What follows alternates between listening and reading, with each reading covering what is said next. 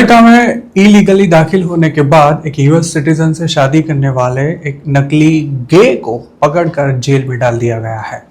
2023 में अमेरिका पहुंचने वाले इस शख्स ने गे होने का कारण बताकर खुद के देश में प्रताड़ित किया जाता है ऐसी कहानी बनाकर अमेरिका में असाइलम मांगा था।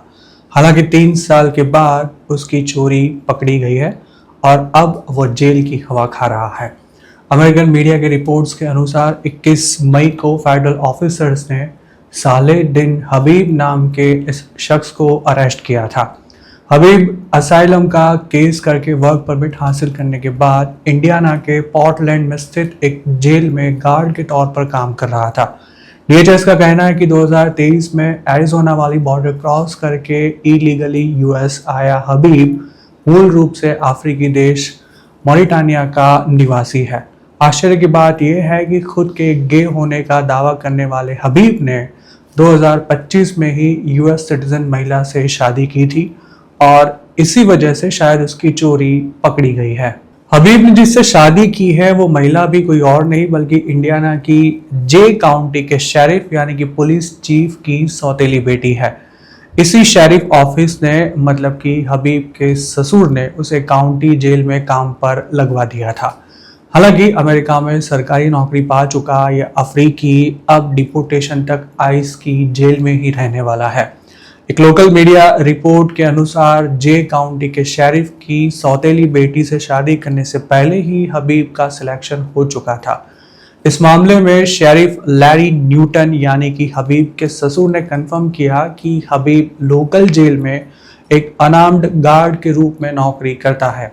हालांकि साथ ही उन्होंने ये भी दावा किया कि उसके पास एम्प्लॉयमेंट ऑथराइजेशन डॉक्यूमेंट्स थे और हायरिंग प्रोसेस पूरी होने के बाद ही उसका सिलेक्शन किया गया था। हबीब ने अपने ड्राइवर्स लाइसेंस और सोशल सिक्योरिटी कार्ड भी सबूत के तौर पर पेश किए थे। नौकरी प्राप्त करने से पहले उसने फेडरल ई-वेरीफाई एम्प्लॉयमेंट ऑथराइजेशन चेक भी क्लियर किया था और उसके बाद उसे जॉब पर रखा गया था। तकनीकी रूप से अगर देखा जाए तो हबीब के ससुर ने उसे नौकरी पर रखने में कहीं भी अपनी मनमानी नहीं चलाई। काउंटी ऑडिटर ऑफिस ने भी मीडिया को बताया कि हबीब ने फॉर्म I-9 जमा करवाया था और ई-वेरीफाई चेक पूरा हो जाने पर उसे ये नौकरी दी गई थी। ऑडिटर ऑफिस का ये भी कहना था कि किसी भी रेफरेंस चेक, बैकग्राउंड चेक और ड्रग टेस्ट के लिए संबंधित डिपार्टमेंट जिम्मेदार होते हैं और अगर ई-वेरीफाई सिस्टम में कोई खामी आई होती तो हबीब को नौकरी नहीं मिल सकती थी। हालांकि हबीब की टिप फेडरल अथॉरिटी तक किसने पहुंचाई ये अभी तक क्लियर नहीं हो सका है। मुस्लिम देशों से आने वाले इलीगल इमिग्रेंट्स गे होने का कारण बताकर अपनी होम कंट्री में अत्याचार होता है ऐसा दावा करके अमेरिका में असाइलम मांगते हैं। कई इंडियंस भी ऐसी स्टोरीज दे चुके हैं जिनमें से कुछ लोगों को ग्रीन कार्ड भी मिले हुए हैं और उसके बाद ये तथाकथित गे अमेरिका में ही शादी करके सेटल हो जाते हैं। हबीब ने अगर ग्रीन कार्ड मिलने के बाद या फिर अमेरिका में सरकार बदलने के बाद शादी की होती तो शायद उसे कोई दिक्कत ना आती, लेकिन शादी करने के लिए की गई जल्दबाजी उसे काफी भारी पड़ गई है। संभव है कि असाइलम का केस पूरा होने से पहले ही लीगल स्टेटस हासिल करने के लिए उसने ये रिस्क लिया हो।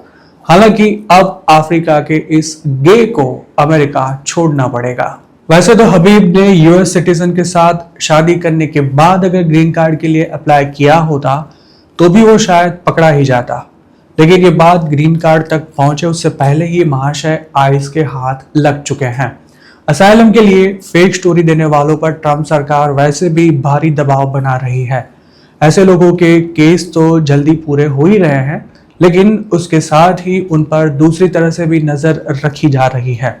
2024 तक लोग खुद को गे बताकर असाइलम मांगने के बाद शादी करते ही थे और लगभग किसी भी एलियन के खिलाफ इस मामले में कोई कार्रवाई नहीं होती थी, लेकिन अब ये होशियारी दिखाना भारी पड़ सकता है।